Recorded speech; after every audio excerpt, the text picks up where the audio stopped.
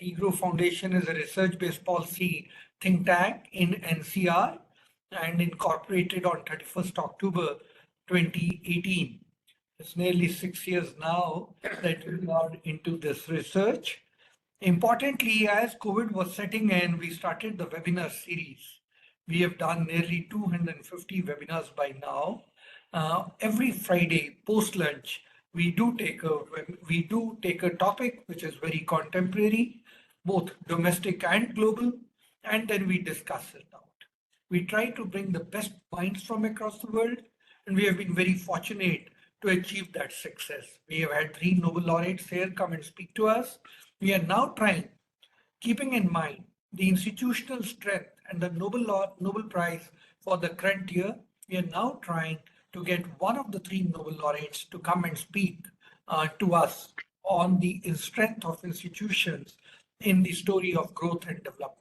In case we are looking for Viksit Bharat in the next 22, 23 years, our institutions need to be strong. We have also been very fortunate that during the G20 presidency of our country, we did 11 webinars on new international economic order, 6 on climate, and 6 on women empowerment, which were part of the themes of the G20 presidency. We have also been very fortunate to have a blend of domestic and foreign speakers come and speak to us at our webinar series. As you know, in the last 6 months, there has been a huge debate in the country on employment, or call it unemployment. We are doing 5 lecture series on this exclusively dedicated to what are the definitional issues, what are the problems, why this confusion, and why there's a spectrum of view amongst the economists. Last week, we had Professor Santosh Malhotra. Today, we are having Dr. Surjit Bhalla. Next week, we are going to have Mahesh Vyas from CMI, and then we are going to have 2 more in January. The series is the same: employment, employment issues, unemployment. Today's discussion is Dr. Surjit Bhalla is speaking to about employment, unemployment issues. He has been writing about it. And the discussant for today is Professor Goldar, who has also been writing about it. Professor Goldar has also come and spoken at our webinar series on employment issues earlier. Let me introduce Professor Bhalla and then brief introduction to both the speakers, because both of them are so well known and have been writing extensively and have been associated with EGROW for a long time. Dr. Bhalla is our advisor from our inception. He was the executive director at International Monetary Fund. Before that, he was on the Prime Minister's Economic Advisory Council. He has been member of the Secondary Markets Advisory Committee of SEBI and the National Statistical Commission of India.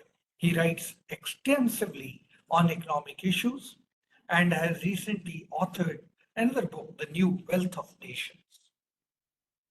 Professor Goldar, discussant for today, has been at Institute of Economic Growth from 1979 to 2014, and he has been visiting briefly different institutions like the National Institute of Public Finance and Policy in '88, the EGROW in 2003, and JNU in 2012. He was the National Fellow of the Indian Council of Social Science Research during 15-16. He is a former member of the National Statistical Commission. He also specializes in industrial economics and international trade. The bulk of his research has been on productivity and employment, and he has been writing also extensively on these issues. With this brief introduction of our 2 illustrious speakers today, I would request Professor Bhalla to share his thoughts and his research, and then we will go on to Professor Goldar. Sir, over to you. Thank you very much, Charan, and I want to congratulate you and EGROW for doing this employment. It is indeed quite a controversial and important topic that we have to address. Now, how much time do I have for the presentation? We have 90 minutes. 30 to 50 minutes. Sorry? You could easily 50 take minutes. 40 to 50. Yes. Okay, perfect. That's what I. Okay, now, let's go right to it. Yeah, is it Eric? The shared screen? No, so we are not getting your screen.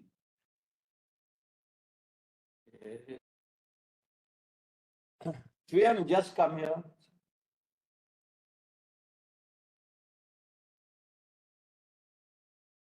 Why is this? It says share this one.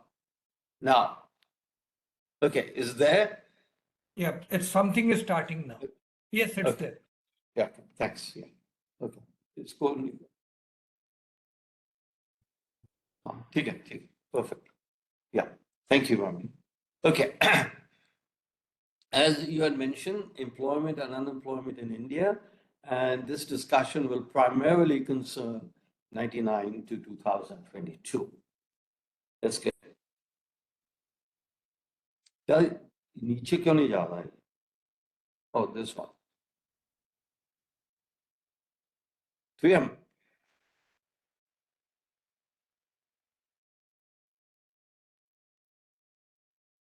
How do I?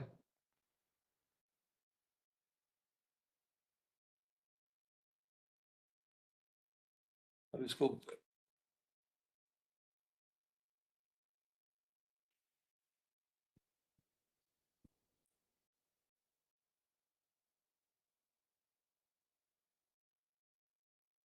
let's wait.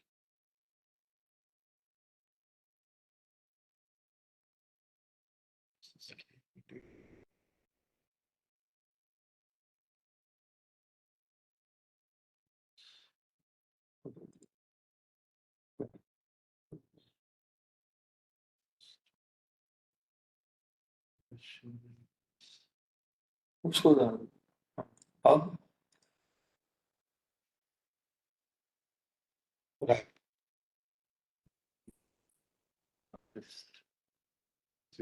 Please share. This would be fine with you. Yeah, so it's working.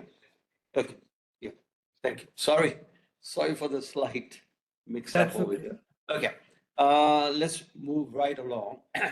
Basically, I'll talk about employment and unemployment in India as well as the world, but primarily India. The data used will be NSS, which was there till 2011, and PLFS, which started in 1918. The definitions, as you know, there are two broad, actually there are five definitions, but we will mostly on weekly and casual, and primarily on, it shouldn't be casual, it should be usual. I'm sorry.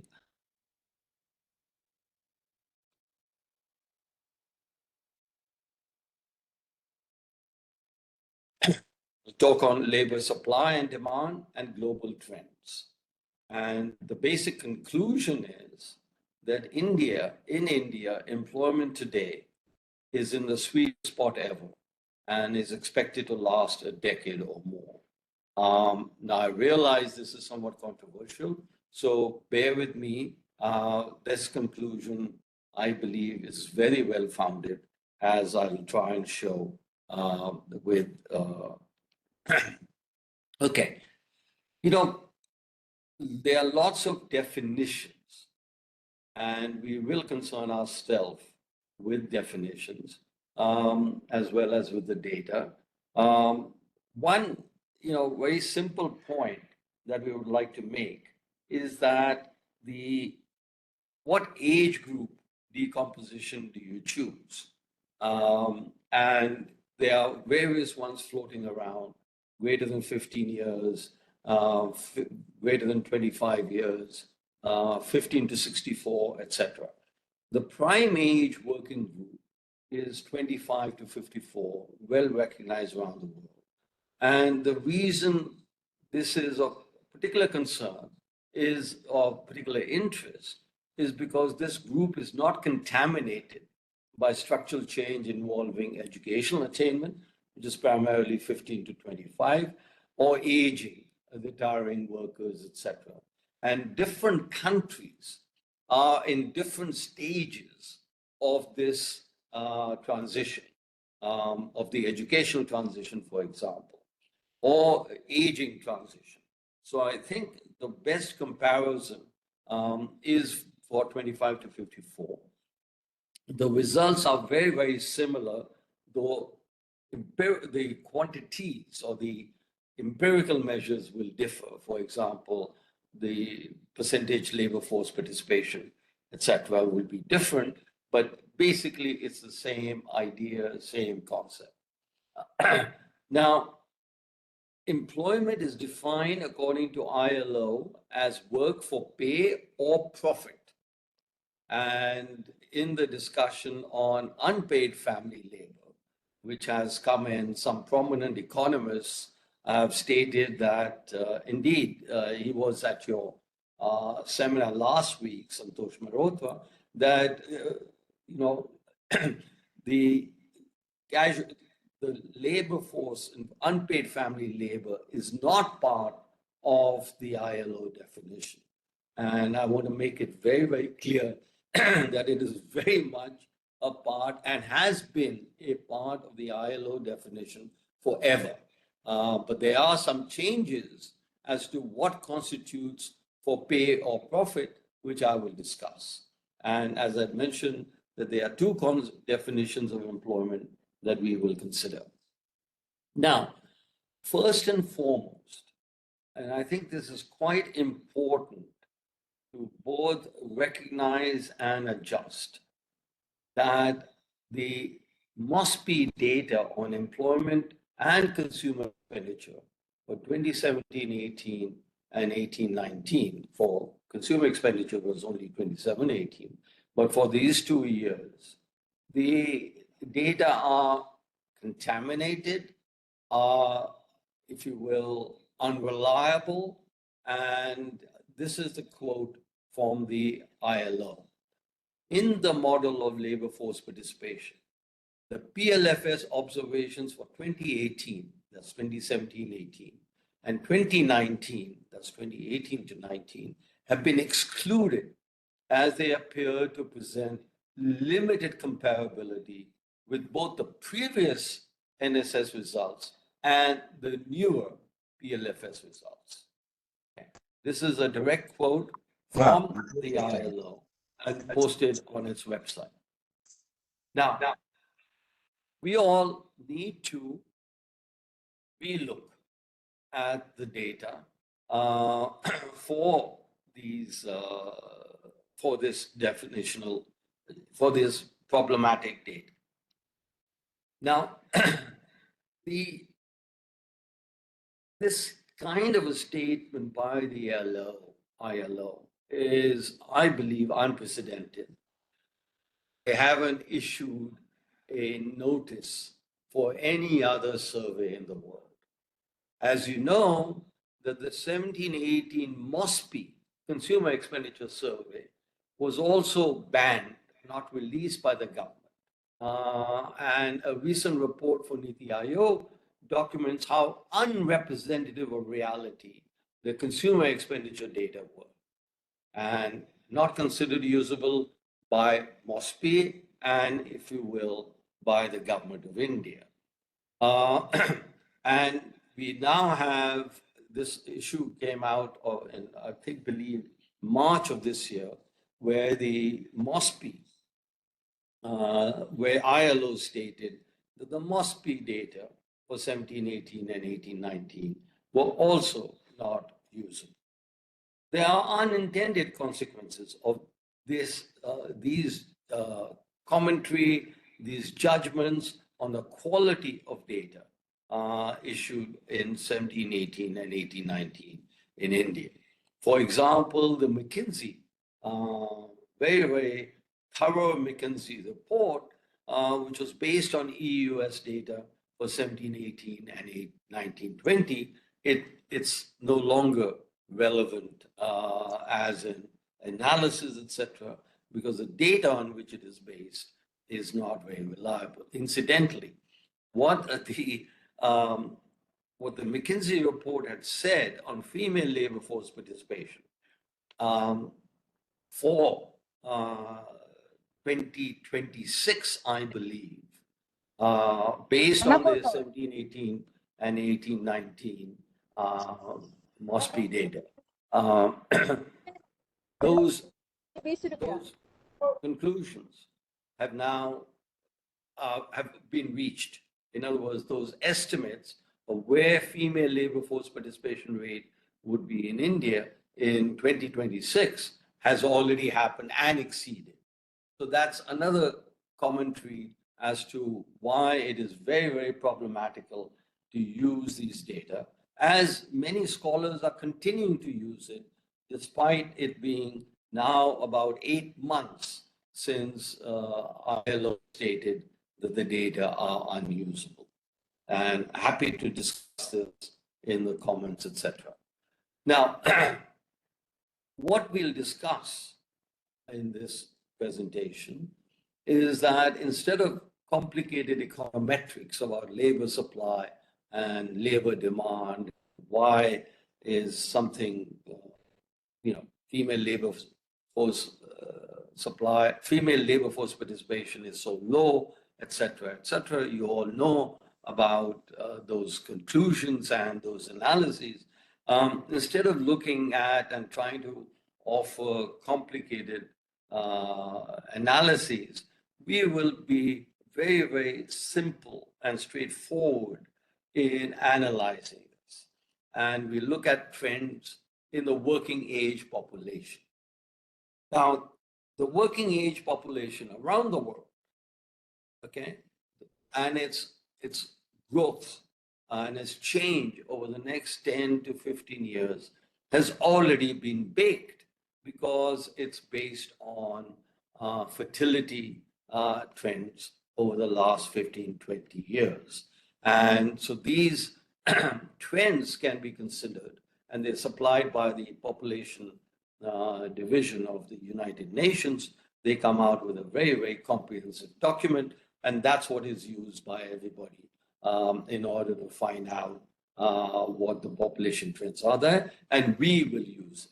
Now, one example of the use and the importance of these data for any analysis is that if the working age population is growing by less than 10 million a year, more than 8 million jobs a year cannot be provided on a sustainable basis. And the reason there's a difference between 10 million, which is the population growing, and the labor force participation or labor force of 8 million, the change, the increase from year to year, is because not everybody is working, and especially women, much less than 100% of them work, and we will discuss that in some more detail. So the point is that the working age population growth change provides an upper bound to the amount of jobs that can be created. Now, this is just to illustrate as to how the fertility change in India has been quite rapid decline, and this shows that we are, if you will, this is the dark line over here, and we have now declined to 2 per the fertility rate now is an average of 2 children per woman of childbearing age. And only one state in India exceeds this 2 level. The replacement level, as you know, is 2.2, and only one state in India is above 2.2, and that's Bihar, and that's about 2.7. Uttar Pradesh, which is the other state with a large population, as well as in the olden times, high fertility rate, is now down to about 2.2, 2.3 in Uttar Pradesh. Okay, and I believe this graph says it all. And this graph is from 1990 to 2034. This is based on the actual population until 2011 and the age distribution of the population until 2011. And after that is based on extrapolations on a medium fertility trend basis by the Population Council.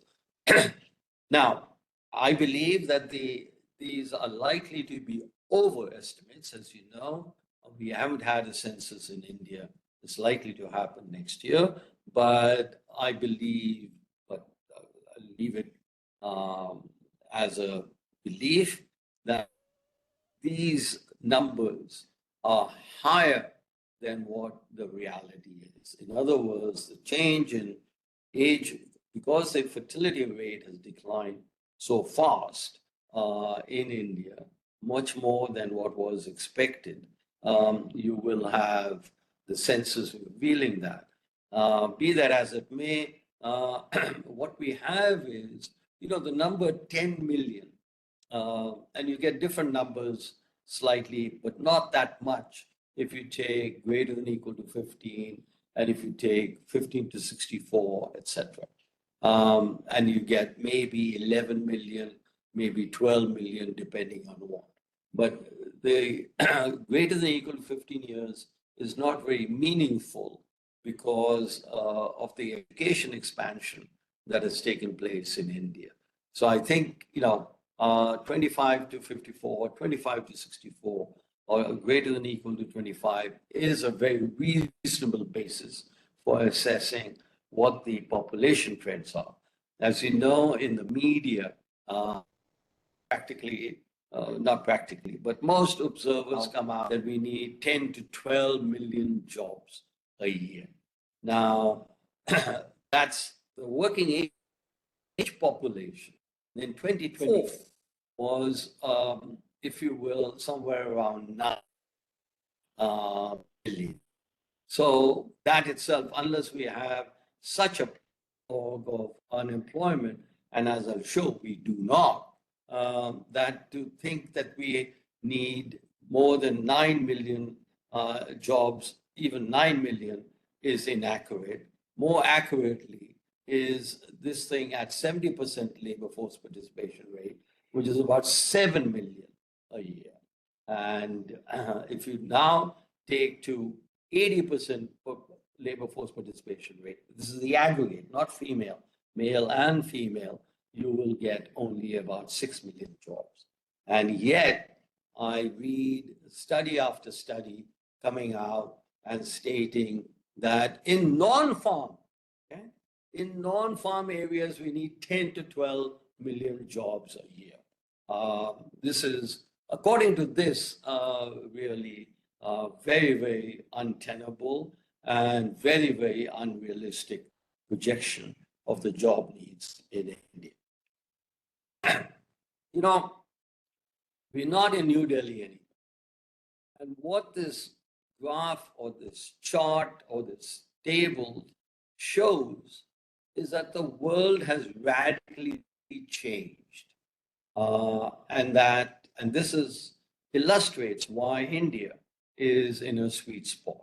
What you have here is that the per year change aggregate around the world, and I've listed all the major regions of the world, as well as India and China, that around the world between 2009 and 19, the per year change in aggregate labor, potential labor force supply was 38 million a year. Now, that number for 2019 to 29, we've more than halfway through this decade is only 22 million. In India, that number is 8.9. So we are now contributing about 50%, 45% of in labor, potential labor supply. Also let's look at some of the major regions of the world.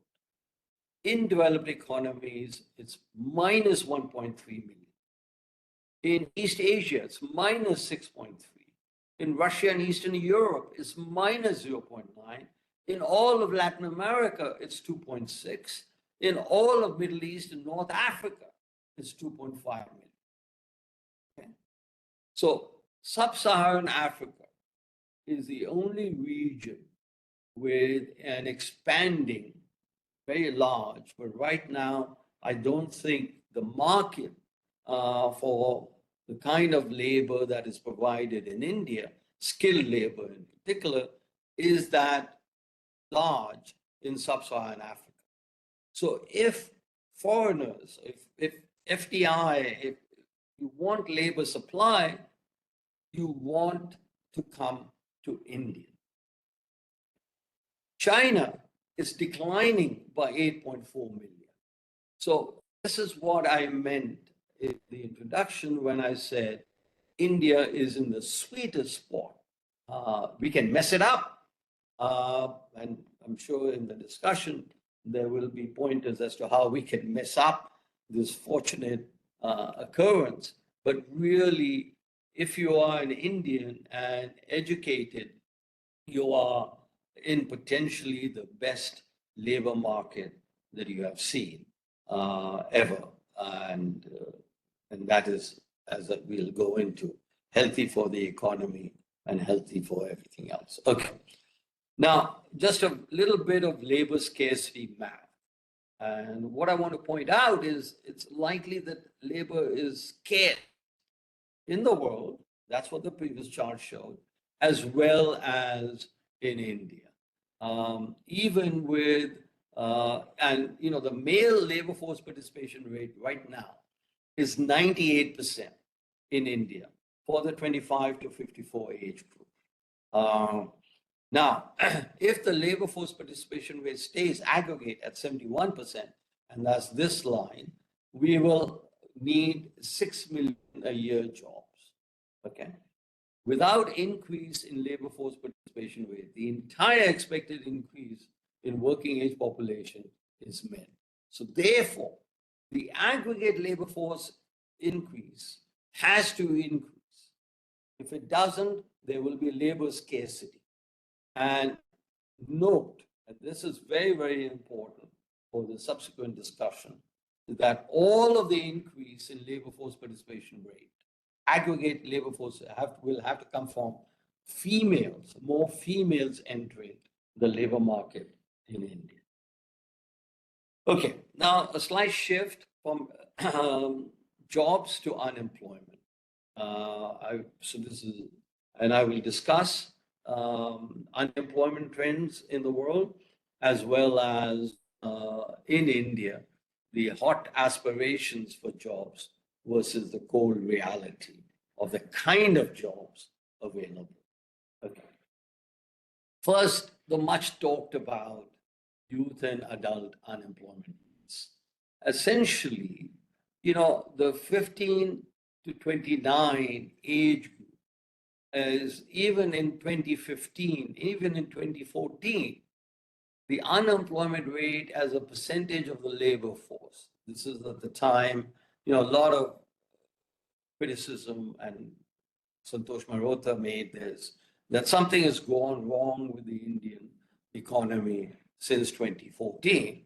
Well, the unemployment rate, as far as the youth unemployment rate, 15 to 29, was as high as 9.5% in 2014. Today, it is 10%. So in other words, over the last decade, and actually in 2023 preliminary data, this number is even lower than 10%. So point being, these data confirm that really there is a problem to have 10% unemployment rate in the age group 15 to 29, but it's really not as large a problem as presumed, including in a document by the ILO and IHD, etc. So we need to look at the data a little bit more carefully.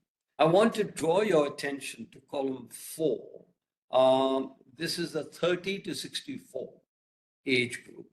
And what is the unemployment rate in this age group? Okay. And you'll see that it is about the lowest ever, was 0.4 in 99 and 2011, and today it's 0.6 and rapidly declining. It was 1.4 in 21, it's 0.6 in 22, and likely that in 2023-24, whose data has been released by the PLFS, that this number will be even below 0.6, maybe below 0.4, but that needs to be analyzed. Okay, now how do unemployment rates vary? And this, I'm trying to provide you with a cross-country comparison, and this was in a document prepared for the World Bank. What you have is the Asia LA is Asia and Latin America, and excluding obviously India and China. China because it will dominate any regional average, and the same with India. And we want to look at how India compares with Asia and Latin America. Asia, the fastest growing region in the world until recently, and so which is an area that has performed very well. So age greater than or equal to 25 years. Unemployment rate of males, 1.5 versus Asia, 3. Females, 1.5 versus 4.4. This is now age greater than or equal to 25. And on the aggregate basis is 1.5 and 3.5 in Asia and Latin America. And in India, even with the current status, CWS is 2.5, is lower than the aggregate in most of the world. So I'd love to have a discussion on, I hope the discussions bring out as to the unemployment problem in India. I don't see it in the data, but I'm happy to be corrected by the discussants as well as other scholars in the audience.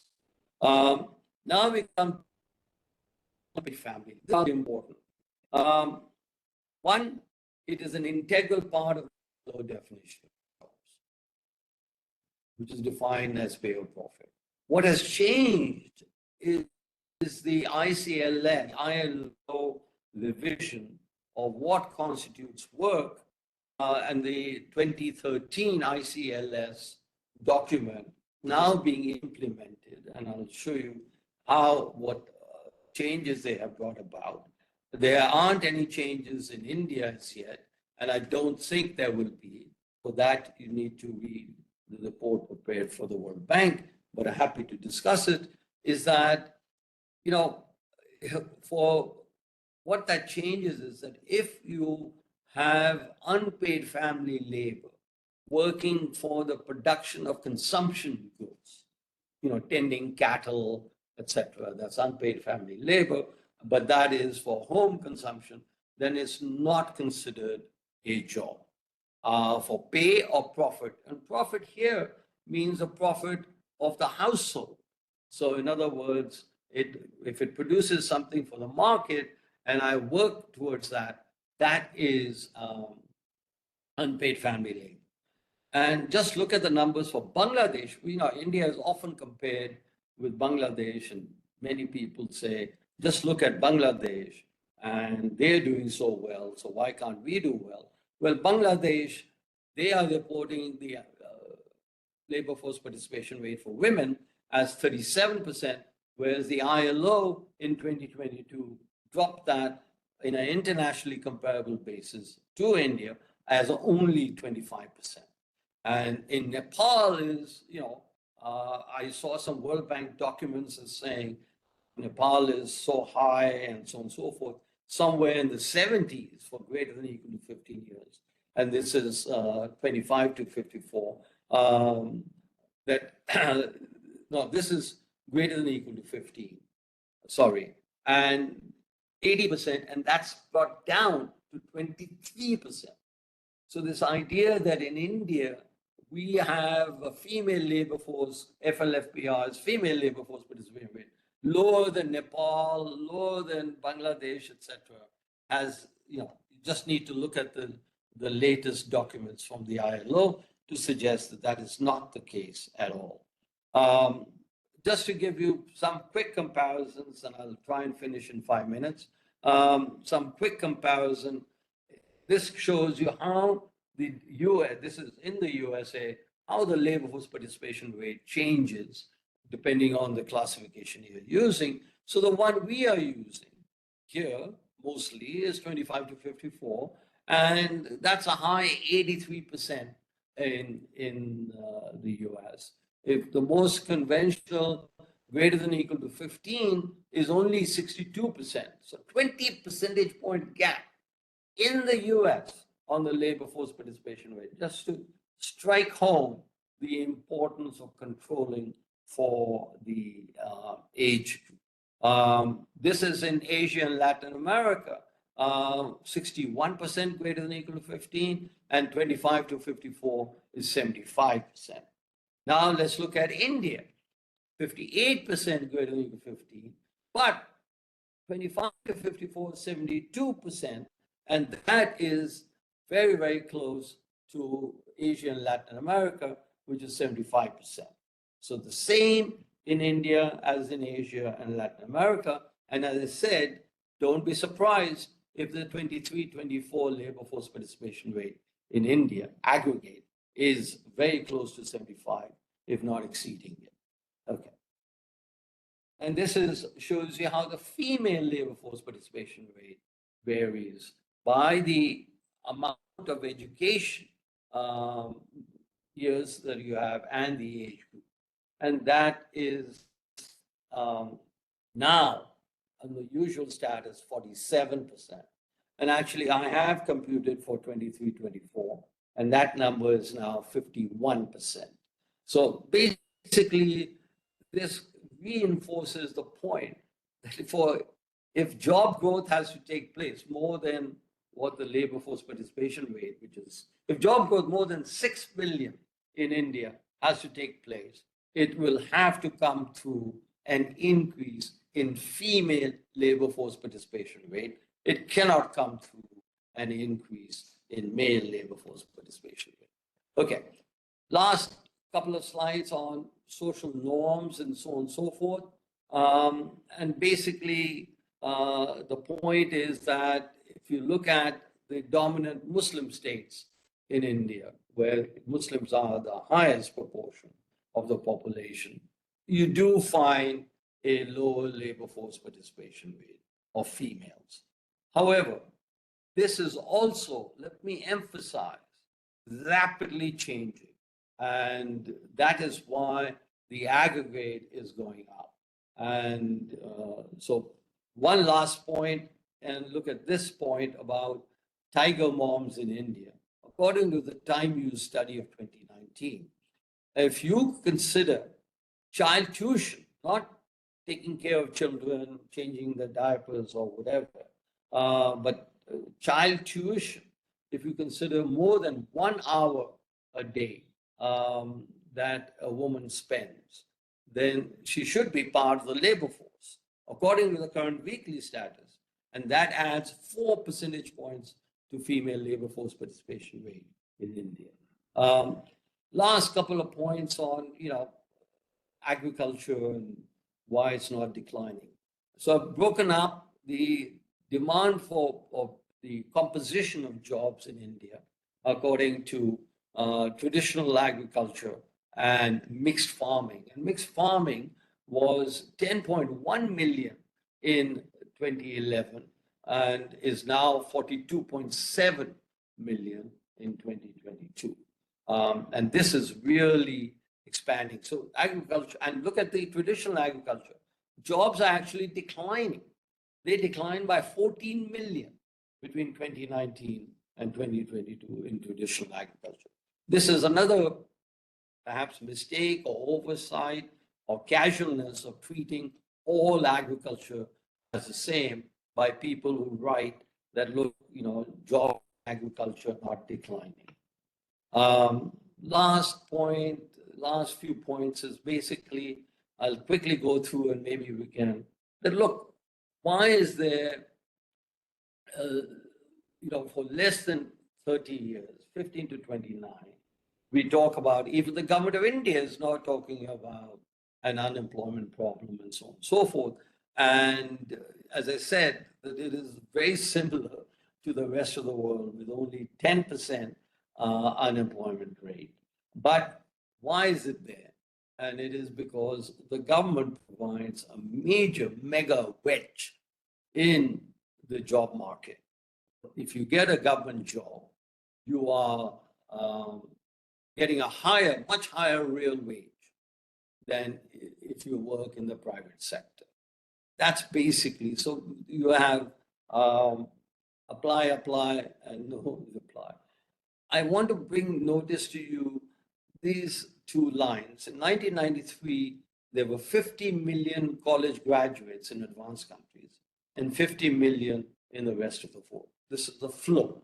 So there are fresh graduates, 50 million in 1993. In 2024, that number from 50 has gone up to 60 to 65 in advanced economies. In the rest of the world, it's gone up upwards of 250 million. So this is a problem around the world. In Brazil, there were 300 applicants, 300 for 3 PhD jobs. That is, if you had a PhD, you could apply for this job. That was a requirement. And there were 300 applicants for 3 PhD jobs. In the USA, again, for graduate applicants, and you could be all the way from a BA to a PhD, there were 600 applicants for 1 curator of a museum job. I'll stop there. There are other slides, but I'll stop there. But basically, the world has changed. My major message is that don't think India is unique and facing unique problems. And indeed, India is in a very, very sweet spot as far as employment and unemployment is concerned. Thank you very much.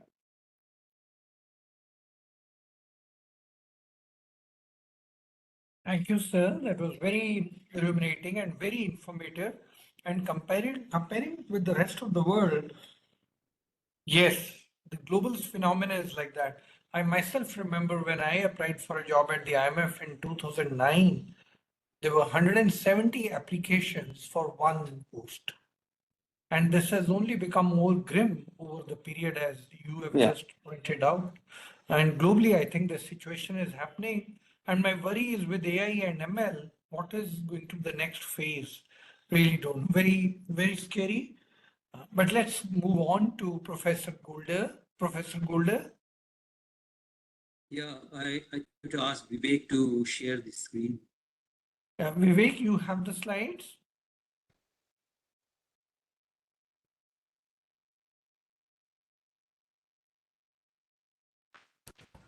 Yes. Is slides visible? Yeah, slides are Yes. visible.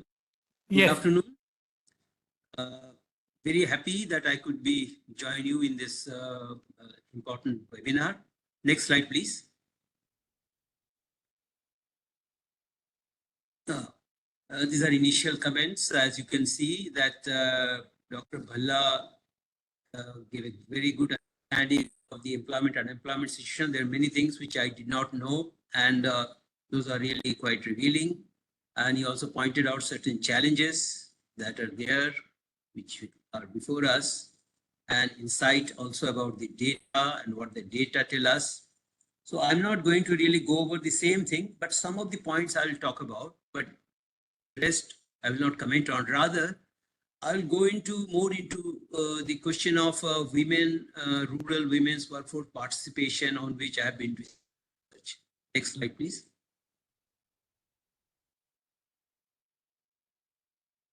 Now, Dr. Bhalla notes that there has been large increases in the working age.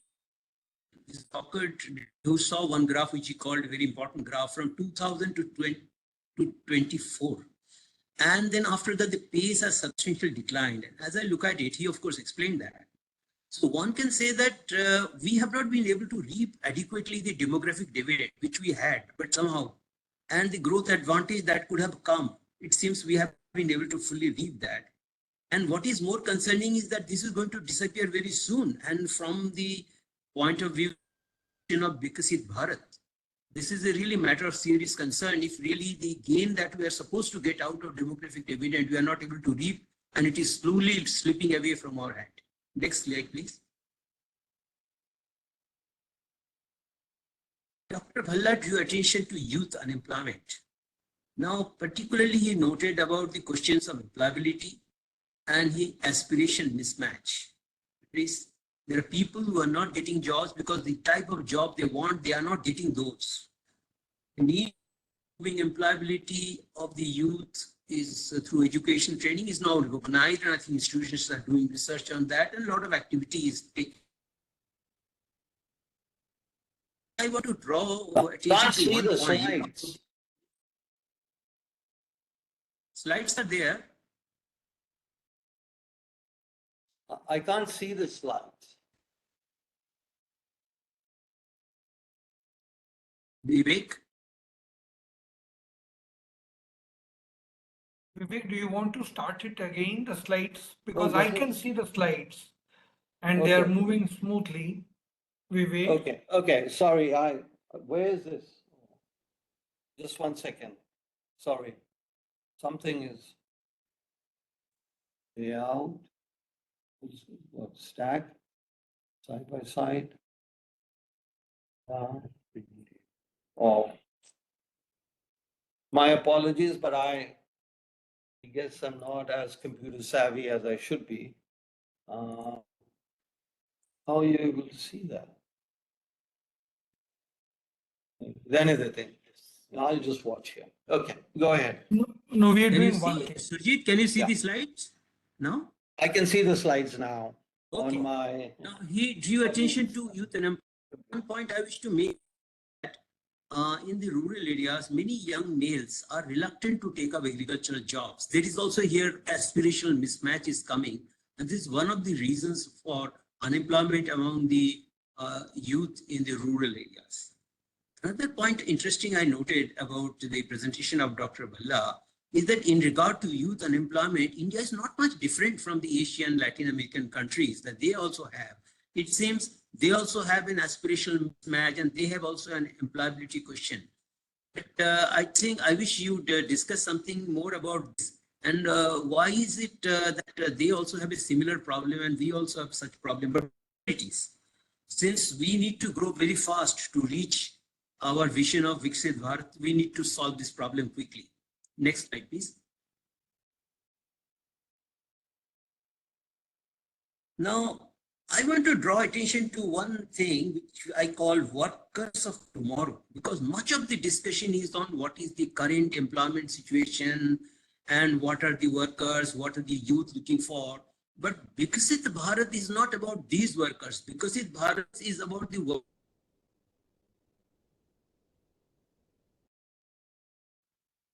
now. These in that year 2047. What are we doing about them? And a paper by Barbara Fraumeni, which is published recently in the Indian Economic Review, notes that expected years of schooling for a child of 0 to 4 year age is 12 in Asia on average, but in India it is 7. That means today if a child is born, typically is expected to have only 7 years of schooling, as against a child in Asia in general about 12 years school. This is really a disadvantage that we are putting to the future labor force. There are other aspects of it. I don't go into that, but this needs attention. Next slide, please. Role of social norms. Dr. Bhalla noted about the social norms and how it can impact female labor force participation. particularly the impact of education.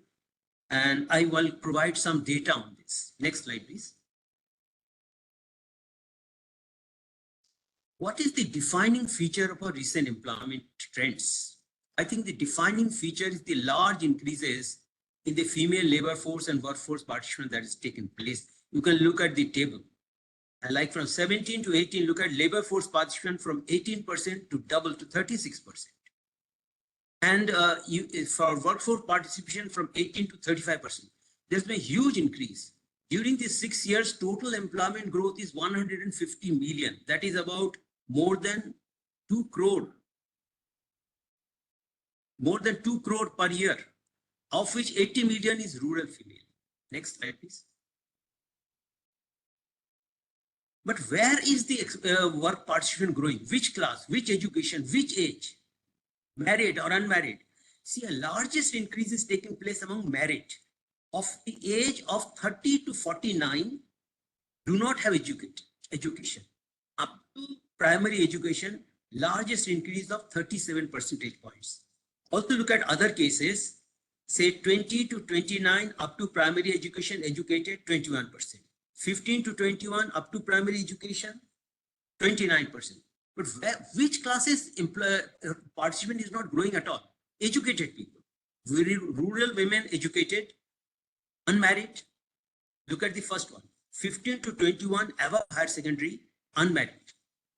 Increase in participation between 6 years, only 6%. Or look at the last one, 15 to 21, primary and higher, between primary and higher secondary, not under marital status, others not married, increase is only. So it is really surprising. It is the married women, middle-aged married women with very low education. It is this class where the workforce participation is growing the fastest. Next slide, please. Labor scarcity maths. Dr. Bhalla showed that under reasonable assumptions, annual increase of about 6 million is sufficient to meet the requirement till 2030. That is what I understood. But India has already adding 25 million jobs each year, of which 10 million non-agricultural jobs, 15 million agricultural jobs, 10 million non-agricultural jobs per year. That is what has happened 6 years. This is, you can all our papers, my papers with Suresh, you can see that. But there is an issue here. It's not question of jobs. Question is productive jobs. Why I raise this question? Because labor and productivity in the informal segments of manufacturing and services is less than agriculture. So if you shift a person from agriculture to manufacturing and services, but in the informal segment, actually his productivity is going down. And the nation is losing by shifting a man from agriculture to non-agriculture in the informal segment. This is a serious issue. And this needs to be addressed, because what needs is that either you raise the informal sector's productivity or you increase the size of the formal segment in these sectors. Second is, now most of the new employment in among unpaid female agriculture has happened. Most of the increase has happened in unpaid female workers in agriculture. Dr. Bhalla mentioned about this. And there is a question, are their productivity zero? Are their productivity negligible? Are they disguised unemployed? Now, I have a recent paper with Arunabha Sen, incidentally, which I'll be presenting 1 hour from now at Delhi School of Economics, which shows that disguised unemployment does not exist in Indian agriculture. This is only a notion, an idea, and that the earnings of unpaid female labor are equal to the earnings of paid female labor. This paper will soon become available at SSRT and one can see that. Next slide, please. What led to sharp increase in labor force participation, female labor force participation? First point is, this is not because of rural economic distress, because too many people are saying this is because of rural economic distress, but in a paper with Suresh Agarwal, one IG working paper, another paper in ResearchGate, we are arguing this is not at all due to rural economic distress, but I'll not discuss it here because it's more controversial. Next slide, please. Then what it is? One is Jal Jeevan Mission.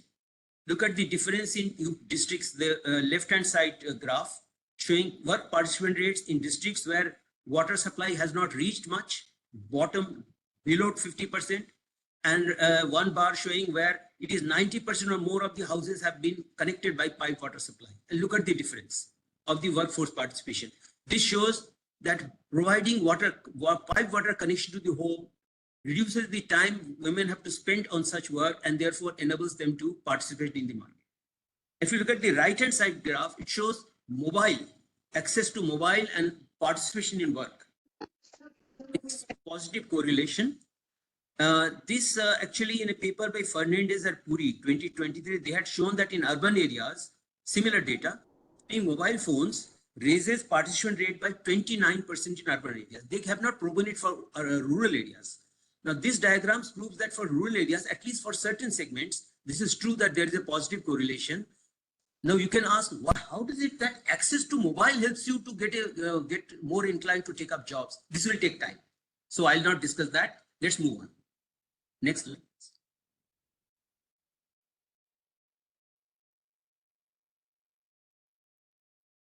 Next slide, please. Yeah. This shows feminization of agriculture and feminization of industrial labor happening both simultaneously. Feminization of agriculture, everybody knows. Between 2017 and 2023, 93% of the additional employment is all rural women. While earlier the fall was among both male and female, but nothing. Now entire additional labor is all rural. In industry, if you look at the period between 1999 to 2011, out of 10 new workers, 2 were women, 8 were male. Last year, out of 10 new workers, 4 were urban women, 6 were rural women, and men 0. So actually in the industrial area also we are seeing the same thing, feminization of industrial labor, manufacturing activity. And how this is happening? Men are going out of the informal segment of manufacturing and moving to the formal, which is more paying. And the entire informal segment is now becoming free, vacated for the women to enter. So this is the reason why with more job opportunities coming for women, the participation is going up. Next slide, please. Now, although this is perhaps not a forum to talk about econometrics, but I am tempted to show you something which is interesting. Now, this is an econometric model trying to explain how much time women decide to spend on productive work. And vis-a-vis domestic work, care work. So this is work on economically productive work. So it is per day, how many minutes. And this is regressed on these factors, age of the woman, education, family size, and average wage rate in the district to see how much wage rate has, how much impact it has. The coefficient of wage is 1.44 for wage rates up to rupees 170 per day. Up to that level, as wages increase, women's time spent on productive work keep on growing. But after that, a negative effect starts. Any further increase in wage, women start reducing their work beyond that. Next slide, please. You may find this odd and very surprising, but there is nothing new. This was there in the textbook already, which is known as backward bending supply curve on labor. In a paper with Purnamita Dasgupta, I had shown that in Indian rural market, there's a backward bending supply curve of female labor in a paper published in 2005 in Indian Journal of Labor Economics. And what we are finding now is that the situation has remained more or less the same. It's a backward bending supply curve. Up to some wage rate, women will participate more. After that, what happens is they have a target income. If the wage rate goes up, they can reach the target income more quickly by doing less hours of work, and they then start reducing the number of days of work, number of hours of work. Interestingly, in the left-hand side graph, what is being shown is that the districts where wages were the lowest, below, I can't read it, it's too small, below 130. Below 130 had the fastest growth in wage. Then 130 to 170, next highest growth. What is happening in the districts where the wages were low?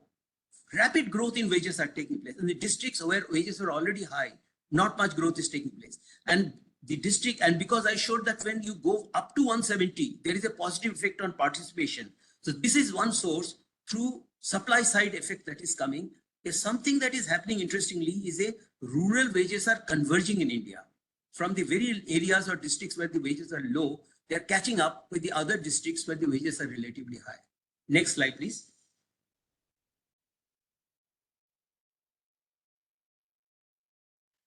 Now, interestingly, most of the discussion in labor economists, we all talk dialogue and discussion is among ourselves. I thought, let me ask my friends in agricultural economists what they think. Look at the views of Professor Seema Bhalla. I think she maybe also joined this meeting.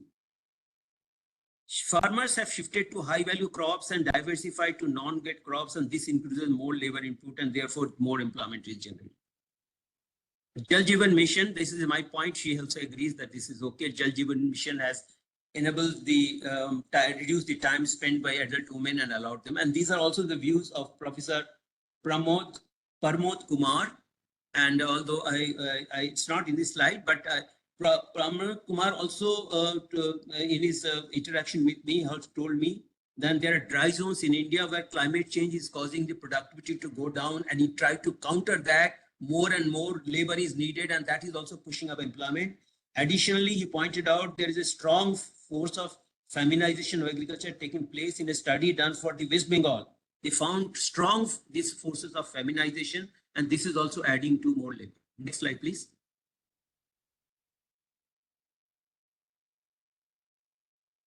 Professor Bhalla notes that there are many government schemes which are pushing up agricultural participation.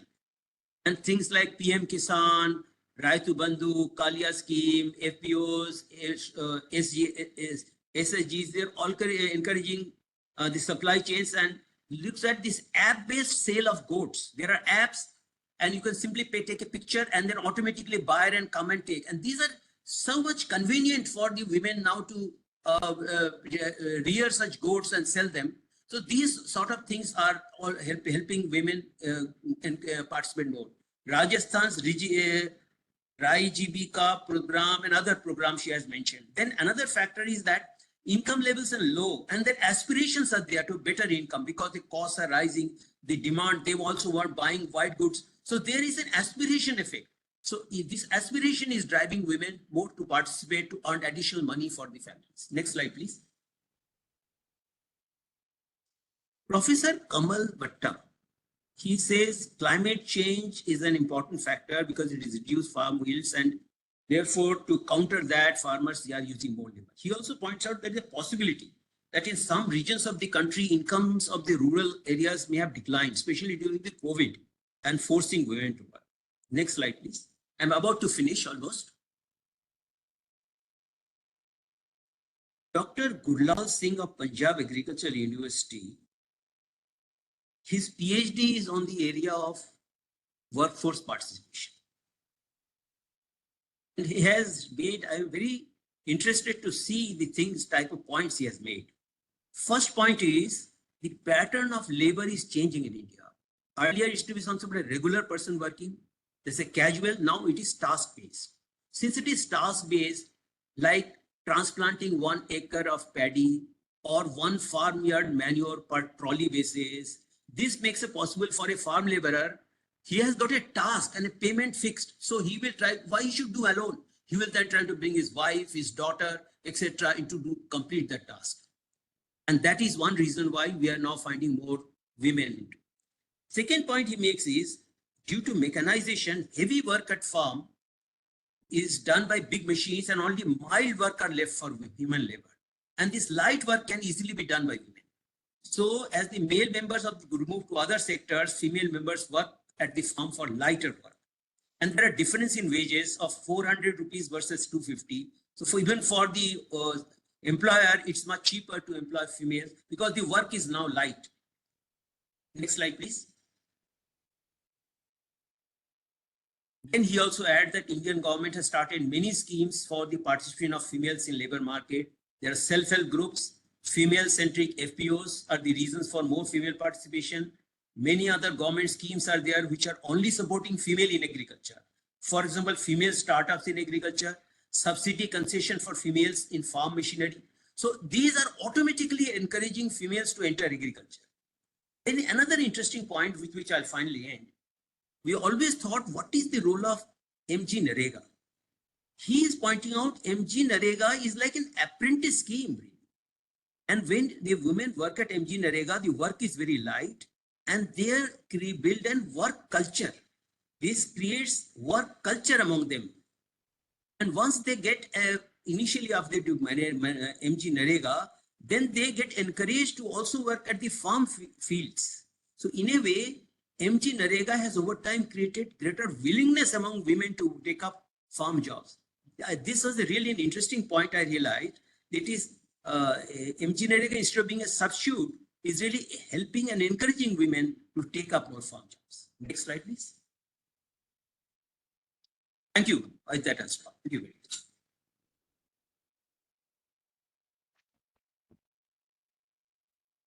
Thank you, Professor Goldar. I was wondering if Dr. Surjit Bhalla wants to come in at this stage and make any observations. Yeah, I do. Is it working? No. It's working. Yeah. Actually, couple of observations. Very, I'm afraid I've had these computer issues, but can you hear me, Sharon? Yes, we can. Okay. Very quickly, two brief points. One is what I would like Dr. Goldar to do is do the analysis post 2019, because a lot of the changes, etc., I don't know whether they're affected by the 17-18 and 18-19 data.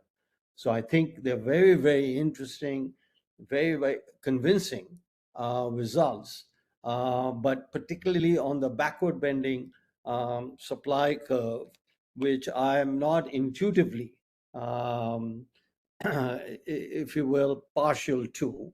But if it was verified with the post 2019 data, then there is a story. It's already been verified for 2004-5 data, but would like to see it for 2011-12 and do it now for the latest year. So 3 years, and then the other aspect of that is based on district wages and so on and so forth, which you are derived from a weighted average of the wage rates observed in the survey. It's an interesting exercise, but as I said, if it was to be done for these 3 years, then I think there's a very convincing argument that the labor supply curve is backward bending. On very interesting Tromini, the data where on the 15 to 24 age group was 7 now. So a person born now 0 to 4 will only achieve 7 years. I will look at that paper, but prima facie, according to the PLFS data, NSS data, etc., that calculation is more than completely wrong by Mr. Formani, because the PLFS data shows that for the age group 15 to 24, the average educational attainment in India today is 9.8 years for women and 10 years for men. So how Formani gets that 10 years from now, it will go down to 7 or will be only 7 years. I think that data is just completely, but I'd like to hear what Dr. Goldar has to say on that data. But all of, this was one of the slides I had was on educational attainment in India. A whole education revolution has happened. Now maybe Formani has a calculation of the quality, I don't know. But all I'm saying is that data is quite wrong. Yeah.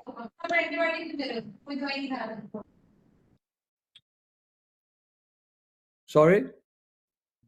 Sorry, sir, I think somebody in the audience, please switch off your mics, please, so that only the speaker is heard. Sorry, sir, please go ahead. Yeah. And one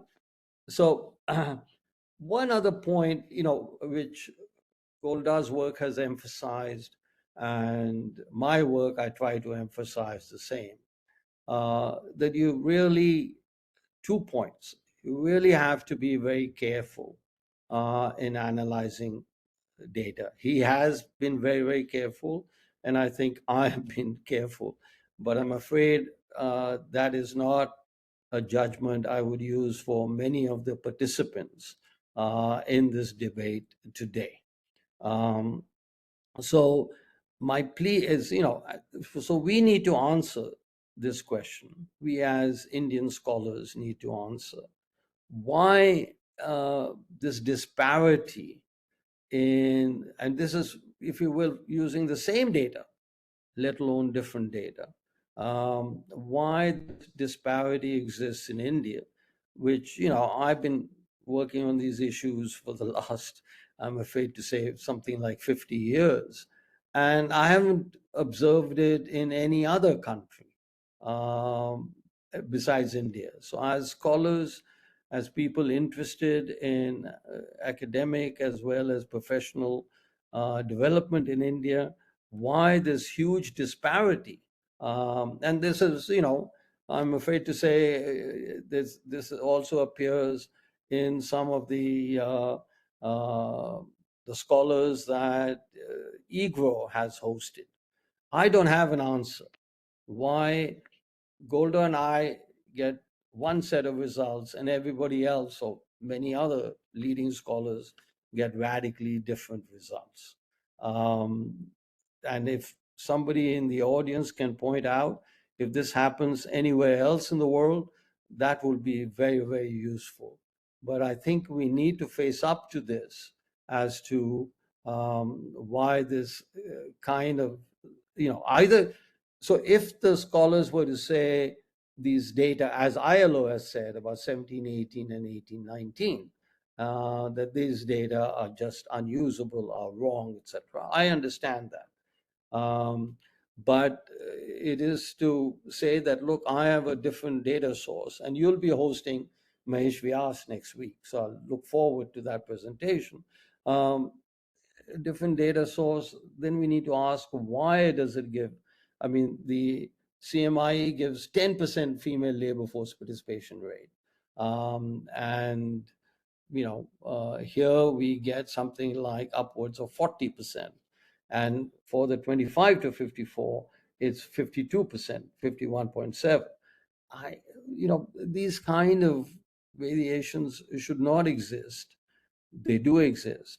So my humble plea is we need to address why this kind of disparity, and is it a data quality issue?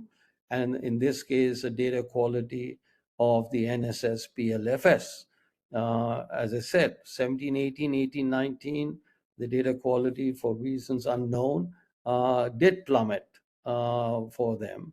But after that, most people who have looked at the data don't find that much problematical. So that's my just a simple comment. Thank you. So thank you so much. There have been a couple of issues which have been raised. I would request in the audience, if anybody wants to raise a question, we have about 15 minutes.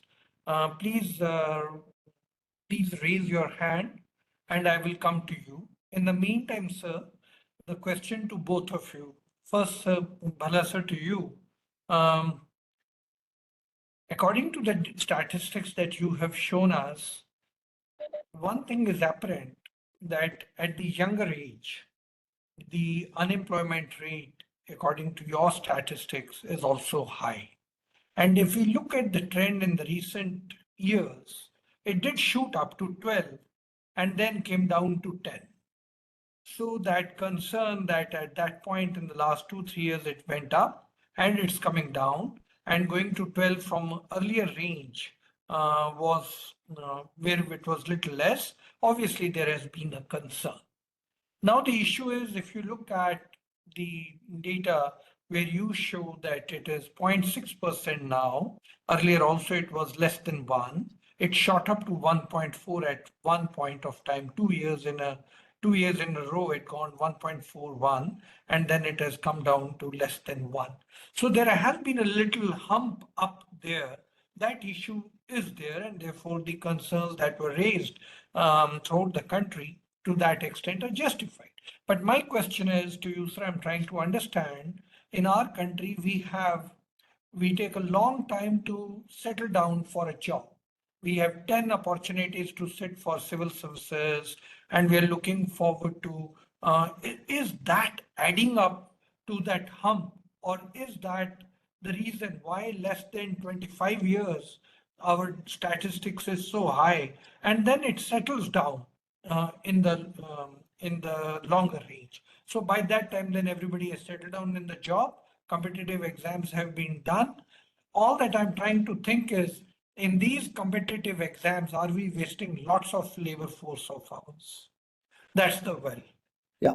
Well, I So think it's a very important question. And let me just answer it as follows. I think we should pose it to the government of India rather than anybody else.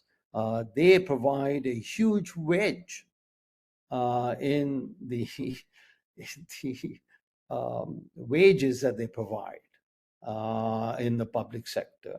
You know, and if I were a young person today, I would also wait and check my chances. If the wage was 5%, 10%, 15%, that, you know, you make a calculation, what's my expected value from waiting for this job? This is enormous. This is really a commentary on how bad our policies have been for 75 years. If you want to look at why, if you will, we, 2 points here. One, we should realize it's a wonder that India has grown at 7%, 8%, 6%, about a 6% average for the last 30 years. To me, it's a wonder. Okay. So just think about the counterfactual. What would we have grown at if it didn't have all these distortionary policies in the labor market, in the agriculture market, in every market you can think of? So I think it's a tribute, both a tribute to Indian expertise, Indian ability, and it's a condemnation of government policies. So, the fault is ours. Don't look for something else. We have failed. And it is high time the government, these are the reforms that are needed now. Okay. Agricultural reforms you've talked about, I've talked about, etc. And they don't come about because, of narrow political interests. So, it's very sad. But at the same time, as I said, I want to make 2 points. One, we've done very well in a comparative basis. That's the only basis I know of. India is the second fastest growing economy for 30 years, second only to China. And we know all the exceptional nature of China. If we had done all these simple things, these are low-hanging fruit. Labor markets, we're just about doing the labor codes now, and we still have restrictions on plants as to how many people they can hire.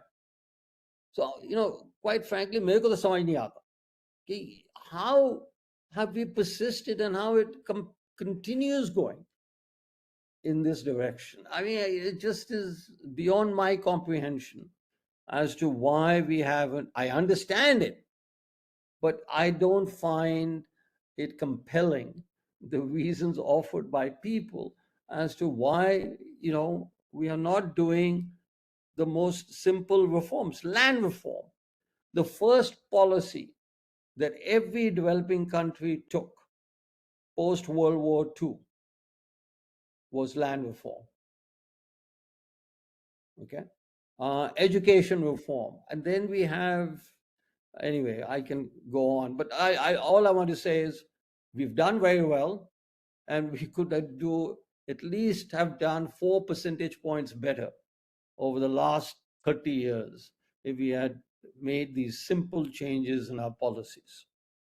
So I agree with you, sir, because competitive exams permitted till the age of 30 delay yeah, employment, and everybody tries to explore the better probability and yeah. therefore doesn't Well, settle down. it's a lottery.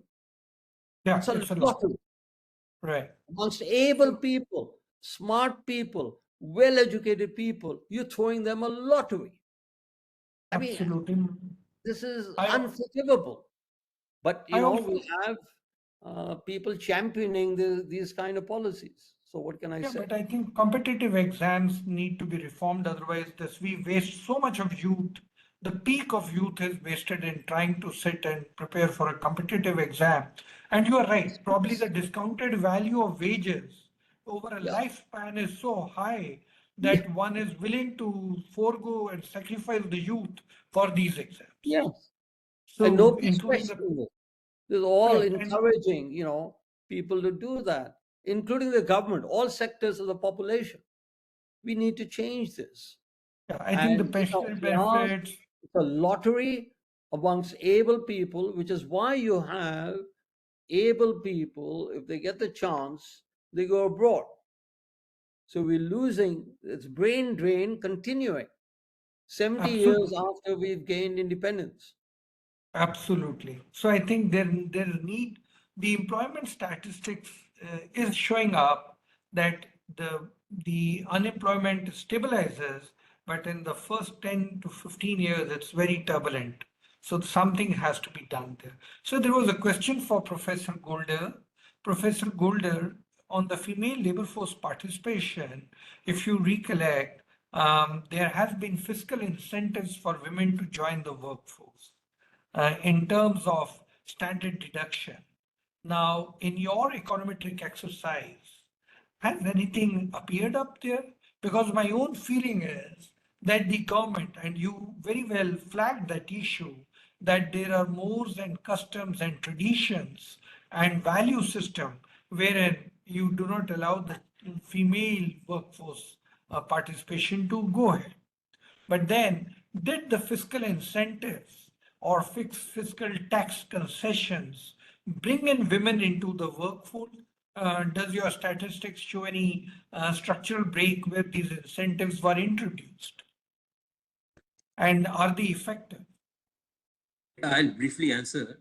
First is that this analysis uses time use survey data for 2019-20 and wage data taken from PLFS to 2019-20. So the point which Surjit mentioned, that have I done study beyond 2018, actually data uses 2019-20. The wage rate variable used is wage of female casual worker average for the district. So I don't have more information than that. And anyway, since I will be writing a paper on this, it will become available and it will become clearer. Clearly, PLFS does not provide any such data by which I can incorporate the incentive portion. Incentive portion I brought in the comments made by Seema and Goldar and others. They said one major reason why participation is growing is government giving many schemes, especially for women. Like you think of that subsidy for agricultural machinery only if bought by women, for a woman farmer. Now, this is a very special sort of scheme which will obviously encourage female to take up farm work. Thank you. So, there are questions in the chat box if you can look them up and you want to respond. But Professor Goldar, I was really happy to see your work. I wrote one paper along with Monica from Niti Aayog. We were looking at how to increase the female labor force participation. And you will be surprised, in our country, we do not have even childcare centers for children, sufficient childcare centers for children of 3 months and above. A highly educated mother has to sacrifice her job because childcare centers are not there even in Delhi. So the point I'm making is, yes, On one side, the government would probably have to provide incentives. On the other hand, we clearly see if we want to enhance our GDP, we need to bring in more women into the labor force, as Dr. Bhalla's paper shows. Where are you going to fill in the gap? You need so many people to do the jobs. And where are the jobs? So I think, so where are the people to do the jobs? So I think if we have to encourage female labor force participation, we will have to think not only in terms of tax incentives, which I think are effective. I think we'll have to think in terms of a complete ecosystem where women are made to join. We are educating them. As you pointed out, there are women eager to work in educational institutions. Now women are outnumbering men, including in scientific STEM studies. So we are educating them, but are we able to absorb them? And especially absorb them once they are on the family way. And as Dr. Bhalla was mentioning, I think our replacement rate, we are below our replacement rate very quickly if we have educated women. And these are the challenges they face in childbearing. Probably we'll be the like Europeans, women refusing to bear child, but pursuing their career. There are some questions in the chat box. Yeah. Both of you Yeah, want to Dr. say- Singh, I want to say something after what you have told us. It is indeed right that the biggest obstacle to women's workforce participation in the formal sector, relatively in non-agricultural activity, is absence of such facilities like creche and all that, that we can see in our life yourself, in our families, we can see the problem. This is also one reason why that backward bending comes. Because if you have to leave your child at home to work, and if you have a target in mind that I have to earn 20,000 and the wage rate goes up, you will then go lesser days, because the child and other old parents in the family are much more important for you than earning money. But if these facilities were there, if the child care facility were there, as the wages go up, they would like to then work more. So this backward bending is partly a reflection of what you have said. We have not created those facilities by which will encourage women, as their remuneration go up, they don't want to work more in rural areas because they have this problem at home, which they have to take care of the child, and the more time they can spend with the child, the better it is. And this is the reason that backward bend comes. Yeah. One additional point I want to make is that even at IITs, the most prestigious institutes in the country, educational institute, formal, they don't have pressures, etc. They're just beginning to have it. So, I don't know why it's taken them so long. Maybe it's all the males in these institutes that are hesitant to face competition, because there will be a lot of competition to them. But it is a very, very easy way for us to increase. Bishwanath is absolutely right. You are absolutely right. You do these. This is what I meant by low hanging fruit. We don't do the most basic stuff, and then we analyze if India was a developed economy and so on and so forth. So anyway. Absolutely. So there are questions in the chat box if any one of you wants to take it up. One issue is coming up that because of the excellence PPTs, the excellent PPTs are being requested. Would you both be comfortable in putting the PPTs along with your presentation when the recording is available tomorrow, or would you like to refrain from that? Leave it to you. Just let me know. If you are comfortable, we'll put it. If not, we will not. But there's been a request on the chat box, and I would agree because both of you have brought very new points on the table. Dr. Bhalla, your PPT is very educative, and Professor Goldar, the econometric exercise and that exercise that you have presented, also bringing in the non-economic factors that play a role, I thought is putting things together in a very cogent way. So I leave it to you. Just let me know if you both feel like we will put it, otherwise we'll not. I think it's 2:59. If there's no more comment from both of you, Dr. Bhalla and Professor Goldar, we will like to close. Yeah, I don't have, and you can certainly use the PPT and distribute it. Yeah. There is one question which I think I would like to answer. Somebody has asked why the growth in rural female workforce participation is much higher than urban. Partly because urban was already high, rural was low, and the increase will be much bigger. But the opportunities in rural areas are coming in much bigger way. As you know, manufacturing is increasingly shifting to rural areas. And there is a huge vacuum created in rural areas in agriculture sector because men are in some sense leaving agriculture, and there is a huge gap, wage opportunity, job opportunity that is coming, which is showing up. And third, I don't just want to say more because it's already 3. But there is another question that had come. People had asked, how can they see my estimates of women labor force participation? Well, my papers are freely downloadable at ResearchGate as at SSRN. Simply Google my name with ResearchGate and you will get, or with SSRN and you'll get all. I want to thank each one of you participants for being with us. Dr. Bhalla, I want to thank you. You are our advisor and we keep troubling you all the time.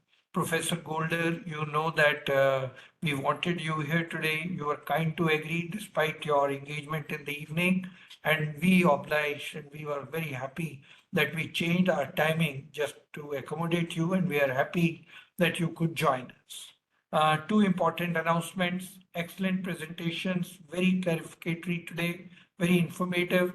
They'll be on our website tomorrow by noon. This Monday, some of you who are in Delhi, we would welcome you to IIC NXC, 3:30 to 5 p.m. We are doing in person a discussion on 2 important chapters of World Economic Outlook. One chapter is on the great policy measures, initiatives that were taken to fight inflation, what are the lessons learned. The other is on the reforms and how do we really make the reforms acceptable. Both of them are extremely important. When I read chapter 3 in WEO, I realized that in REG, and Dr. Bhalla mentioned it, that's why I'm bringing it up, the agricultural reforms would have left a scar in the minds of many. And what could have been done right that we did not have to face that situation. Chapter 3 of WEO is in that direction. So you all who are in Delhi, let us know the limited space. If you're willing to come 3:30 to 5 on Monday, happy to accommodate you in lecture hall number 1, IIC NXC. 2 economists are flying in from DC just for that presentation, and after presentation they fly out of Delhi. So you can imagine the significance of those 2 presentations, chapter 2 and chapter 3, which will give us opportunity to ask them questions. There'll be recording available. Those of you who are not in Delhi, you will have it on our website a day or 2 later. Next week, Friday, we have Mr. Mahesh Vyas from CMI, who is going to be talking to us on similar issues that Dr. Bhalla has spoken today, employment, unemployment, and similar to what Professor Santosh Mehrotra handled last Friday. With that, I want to thank each one of you. We are in the festival season, and I know everybody has serious commitments, family commitments. Wish you the best on the weekend. Look forward to your participation next week, Friday, and if possible, on Monday, October 20. Thank you. Yeah.